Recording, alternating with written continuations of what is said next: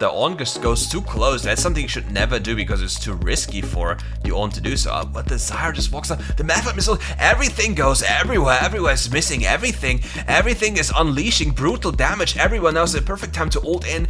Damage everywhere. It's just so crazy. The Pantheon goes in. Very beautiful. Cancel, like buffering by the Tristana.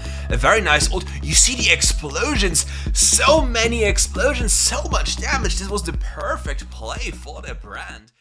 What is up YouTube, and welcome back to another RiftGuides WildRift video. For today we are going to take a look at a juicer, a brand jungle gameplay. Many of you know that on the PC version of this game, brand jungle is actually a thing, but sadly in WildRift it's not as potent. But is it really?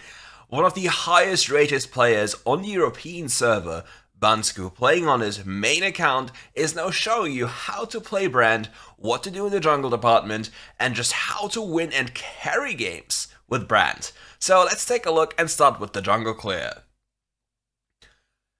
At the very first start, we start with our first ability, because it's the lowest cooldown ability. With this we have the best clear for the very first camp, given we start with a single target camp. And since there's a lot of downtime here right now, I want to make sure that you follow him in the description below. He is streaming on Twitch relatively often, so make sure to catch him online. Just press the follow button down in the description below and make sure to catch one of his live streams. He's also interacting with viewers more frequently. So if you have any kind of question about the game, don't be shy, just ask him. He'll be more than glad to help you out. And now let's get back to the jungle clearing. So from your perspective, have you played Brand recently? And if so, have you played him in a jungle department? Because I personally am curious if you did. And I just want to know what you think, if you think he's strong enough. For example, here, just the tiniest of mistakes, because I know you can make it happen, that you can get the explosion on the wolf camp. And just not managing to do this is such a massive time sink. And just every slight mistake with that champion can snowball in the early game, because people can, well, if people know that you're very susceptible to invades, they can basically punish you for it really heavily. But on the beauty side of things, this champion is so strong when it comes to 1v1s that even champions such as Kha'Zix need to be very careful unless they get Edge of Night. Because on level 5, your ultimate bounces between people, and since it bounces up to 5 times and deals damage every single time, it's so much extra damage, and he flashes onto the enemy AD carry, having enough, killing the enemy support, just showcases the dominance with the electrocute rune. But sadly his bot lane is having some issues, and now the Kha'Zix will probably run away, but we have the ultimate ability. We just keep on blasting the Kha'Zix, and he just doesn't have any chance because we have so much single target damage. With this done, we now have officially passed the hardest phase for the brand. Getting boots and moving towards Luden's Echo. Like, technically speaking, there are multiple approaches to the item build. Okay, for item builds, we have available multiple archetypes, okay? We have the Luden's Echo Diana-esque archetype, which is focusing on pen and a lot of burst damage. Here the Kha'Zix goes in, tries to invade the brand, but gets off guard by the Twisted Fate, and then the combo hits. Beautiful. But yeah, usually you have multiple approaches that you can go for. The first one is the first I just mentioned. Luden's Echo, Prophet's Pendant, just a typical pen itemization. Another option is going for Liandry's Torment. Your passive is really good at applying it, and it just makes you overall tankier, but then you don't have any ability haste, which is a big problem. But it is still a valid opportunity to look into, especially if you want to scale. For the jungle role, you can also debate going for Archangels, even though it sounds kind of weird, but it makes you tanky, and that can be kind of a problem if you're not tanky enough. But with this champion, you have enough damage to make up for it more effectively.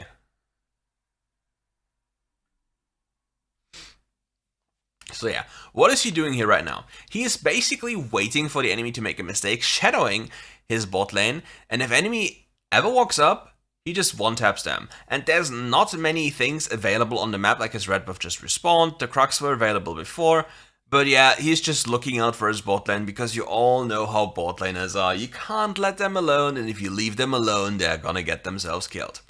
Doesn't mean it's always the best play, But well, sometimes you just have to make do, and here the enemy Kha'Zix makes his appearance, and it's already very apparent what's gonna happen in the next 10 seconds. There'll be a little appearance of the little bug jumping in, and we're gonna punish him, and he even flashes in and gets instantly killed. Well, Kha'Zix. That is just too sad, isn't it? Ooh, but the autocast earlier just missed the target, and the Pantheon ults in as well, but the TF comes after him. What a messy exchange here. But yeah, with all the resources being as low as they are right now, he is forced to make a choice though. Does he recall and contest the Herald, or does he just go for the dragon and is happy with the dragon? Because keep in mind, he had to recall, his entire team had to recall, and then go for Herald. But if that isn't an option, he just can't go for it, and the Kha'Zix obviously will make his way to Herald relatively fast, and the Twisted Fate sadly gets absolutely popped by the Pantheon. Does he survive? Yes, he survives, and so much damage by the Brand, but the Pantheon stab. He just doesn't like it. Yeah. Smart use of a second ability, thinking that the Kha'Zix might be here, and you see Kha'Zix just immediately melted that one. Not much he can do. The enemy Kha'Zix will get 1 billion gold now, and he has to be very afraid of his topside jungle, because the Kha'Zix could just wait in the top brush, because there's nobody there to support him. But if the Kha'Zix ever walks up right now with all the cooldowns being available, then the Kha'Zix actually might get exploded. Sadly he doesn't get it. But now, we've reached another major item breakpoint. Kha'Zix, I do not know if you really want this, because you see the damage he just did, and he doesn't even have a completed item yet. That's so much damage, actually. So yeah, even a Kha'Zix has to be very careful when it comes to approaching a Brand. Like, unless you one-tap the Brand, it's very likely that you're actually going to die.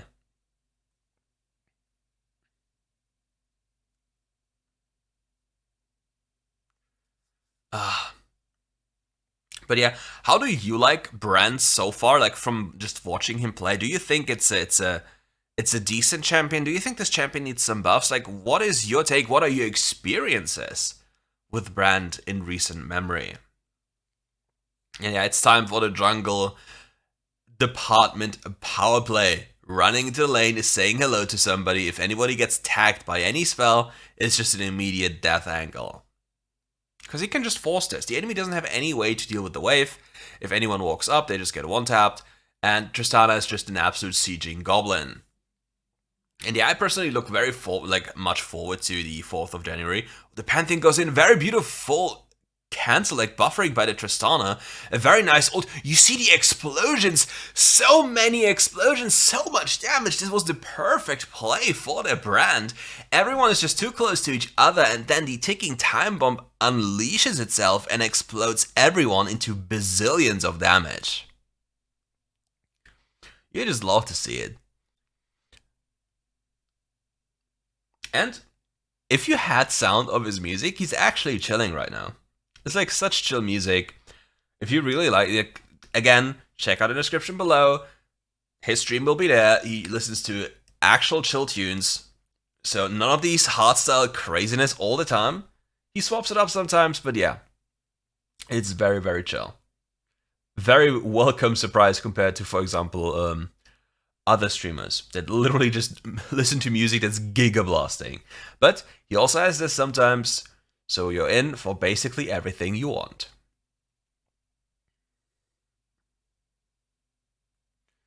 Look at him zooming around the map.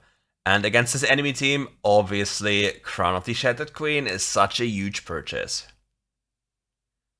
Crown of the Shattered Queen just does so much for him here. Because he's allowed to just not be afraid of Kha'Zix. Because Kha'Zix can't really kill you without abilities. He's not like a Caitlyn.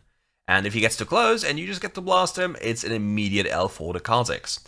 But there's also one thing that Brand always likes to have. It's the blue buff for just ability haste. And here he's protecting the mid lane tower because nobody else wants to.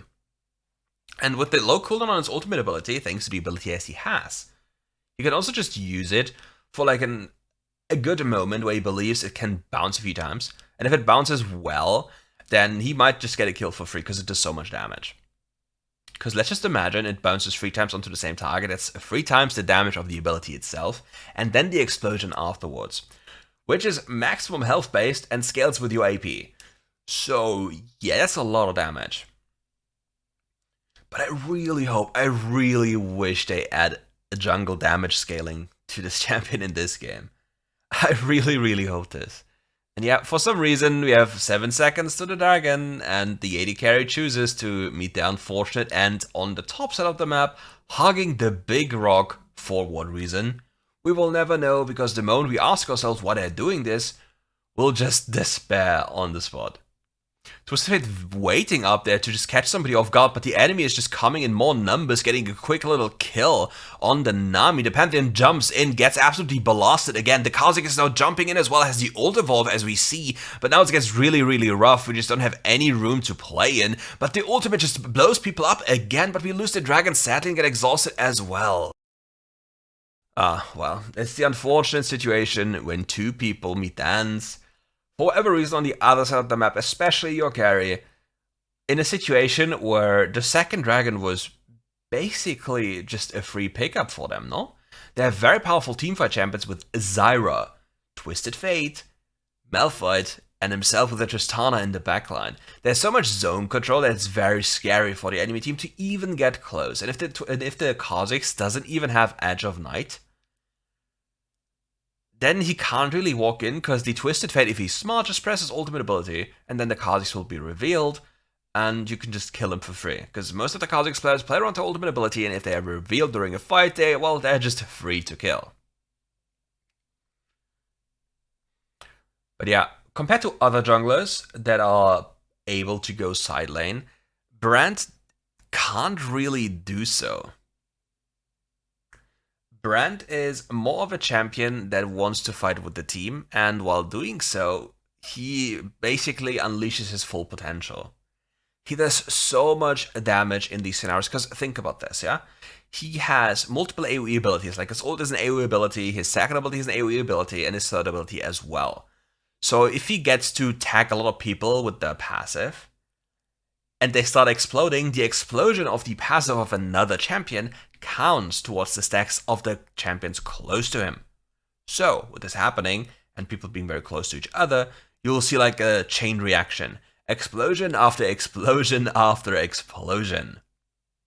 And if the enemy ever happens to be very close to each other, for example at a Baron pit or a Dragon pit, you just unleashing your full combo with enough gold in your pocket will completely turn the fight into your favor, because your champion's damage, if you are ahead, is absolutely grotesque. But your range is very limited, so you're more likely a suicide bomber champion, because it's not very easy for you to approach fights without putting yourself at risk, unless you have a proxy target. Now he goes in, the Kha'Zix jumps in, gets a free kill with the ultimate evolve being so mobile during fights, flashes after him, but the Yoma's Ghostblade passive just allows him to escape. Now, with Brand not having flash, things might get a little troublesome because he's very immobile, as you see. But now, the real moment happens. We have Rabadon in base, a camp up there, our team had no cooldowns, and for whatever reason they just walked up. There was nothing happening, and he even mentions this. No mana, no cooldowns on Zyra, nothing, and for some reason they just walk into the enemy, trying to hold their hands, even though it's just nothing happening, and nothing ever can be positive for them. Nothing. So yeah, back in the middle lane, quickly picking up some gold right into the pocket, enjoying their time. And the Baron situation now happens. The Twisted Fate ults in blast the Pantheon. We just trap for the Kha'Zix. Sadly, we make a little mistake here with the combo. If we lead this with the ult, we just have enough damage to make sure that this Kha'Zix dies instantly. But maybe he thought he was on a ward and the Kha'Zix would maybe just want to bait and then just jump away. So yeah, that's an option. But if you want to insta-kill somebody on Brand, you can use your ult because it has travel time, and then unleash your other spells, and every spell will hit at the same time, then your ult will bounce as well, so you have even more damage. Sadly, this will not be our soul since we lost our second dragon, but even without the soul, it doesn't really matter. Soul doesn't really do anything anyway, especially as it's the ocean soul. The Malphite ults in on a very not valuable target. We just play very frontliney thanks to our lovely shield. The Kha'Zix jumps in, we just immediately CC him with the power of our team. They can't really walk into us because if they do so, they just risk dying instantly. You see the damage he does on the AoE department. The enemy just can't walk up for free, and now it's a free dragon angle. Sadly, not the soul, but even if it was the soul, it's just an ocean soul. You need to think about the way the game is played. Ezreal is so mad, he just jumps in, and with the buffs to more of my Mortiers, you need to be very careful now. Because now even abilities that deal physical damage stack it up, so it got so much better, especially also for Kha'Zix that has such high damage on his first ability. Pantheon ulting in again, being absolutely crazy, but there's just no way we can secure this because we don't have Smite. But again, it doesn't really matter, and so much damage. But yeah, didn't have Smite available, no way to secure this against the Pantheon stab. There's just nothing we can do. And yeah, it's actually crazy. So many people in WildRift just don't pay attention if, for example, a jungler pings Smite, or generally is just trying to turn. Like in WildRift, or generally in League of Legends, or any MOBA there's out there, you don't have to completely finish the objective. You could also just turn on them. Turn on the enemy is often just easier than finishing the objective, because the enemy will spread themselves thin, allowing you to just pick them up one by one instantly with the crowd control you have. So yeah, it is a concept that many people do not use. And now we even have the Liandry's Torment in our pockets. You'll go so crazy now.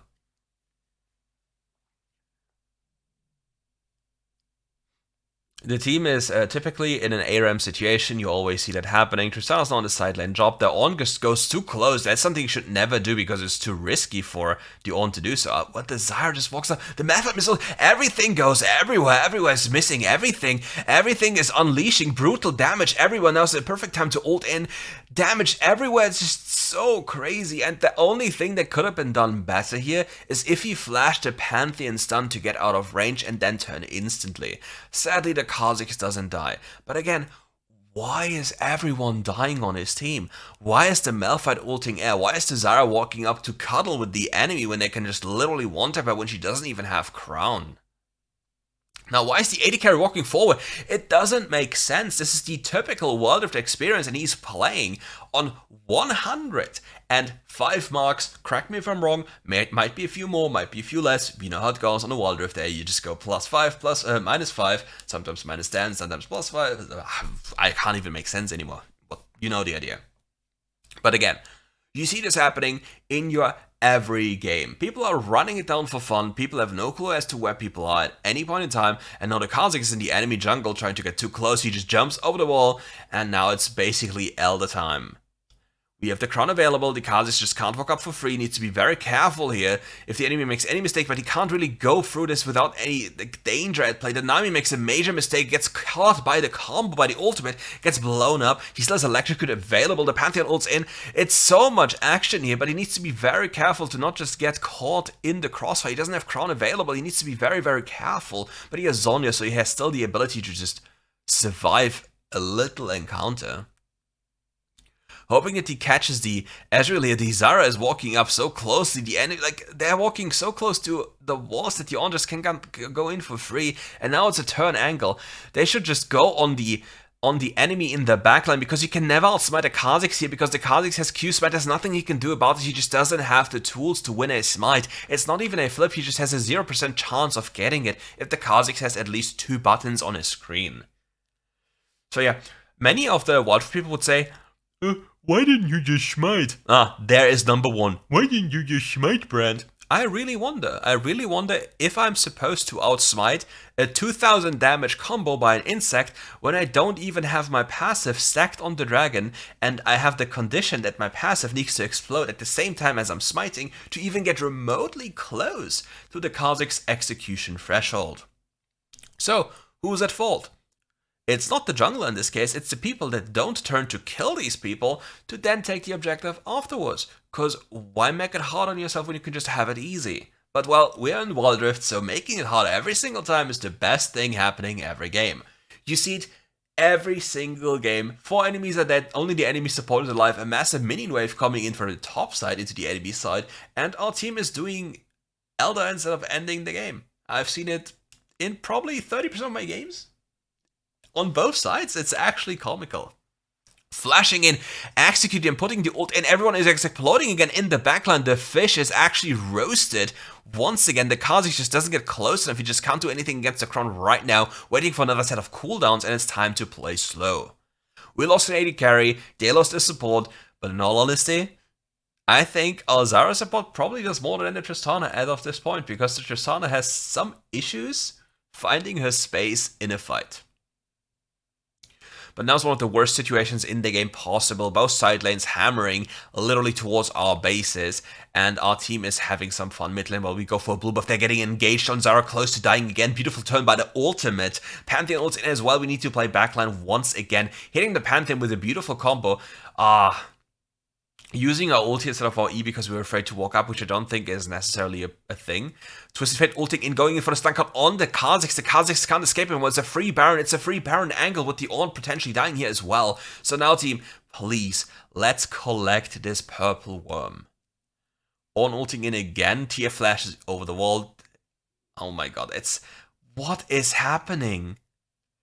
Ornn just goes in again, gets exploded even though he's so tanky, and now with the Zyra plants being oh, Ezreal, brother, no.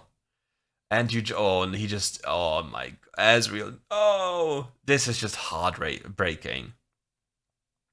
And yeah, with Zyra being as she is, we can basically indefinitely tank this objective. But Tristana, for whatever reason, wants to push mid lane inhibitor, while we get the debuff from Nashor and deal 50% less damage. So many of you say, but we got the mid lane inhibitor. The mid lane inhibitor is a useless objective.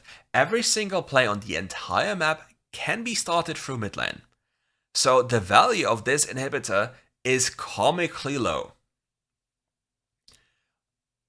Inhibitors that really matter are side lane inhibitors, because it's very difficult to respond to a side lane super minion wave coming in, while on the other side, for example, if we had the top lane inhibitor and Elder is spawning, somebody eventually has to take care of the wave up there, and then we have a team advantage with 4 against 5 or 5 against 4, and then Elder is so much easier to take.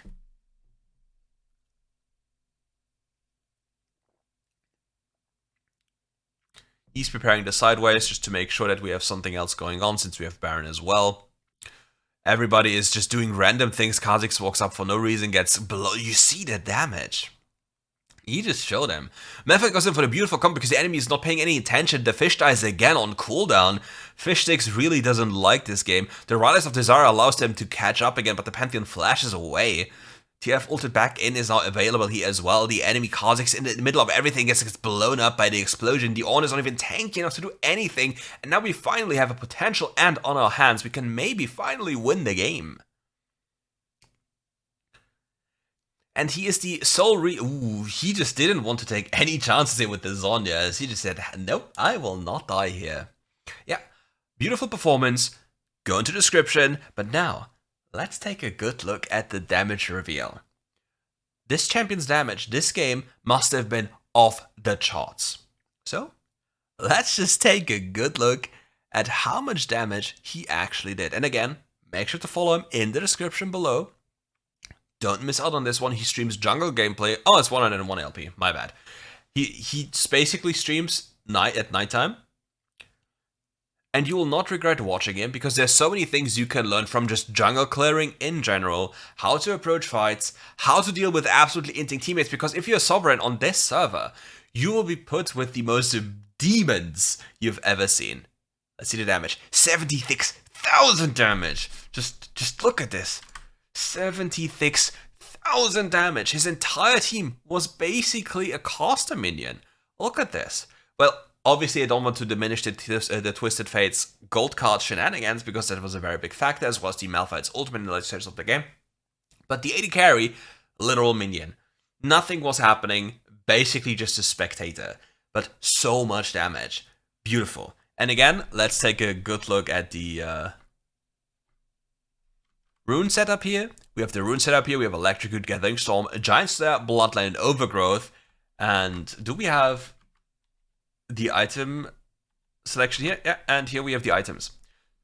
So in late game, he swapped out Ludin's Echo for the Awakened Soulsteel to have more pen. He went for Crown Second to be more tanky, has the Rowdon Staff Cap, Leandri's Torment, and the Infinity Orb with a combination of Stasis and Boots of Mana.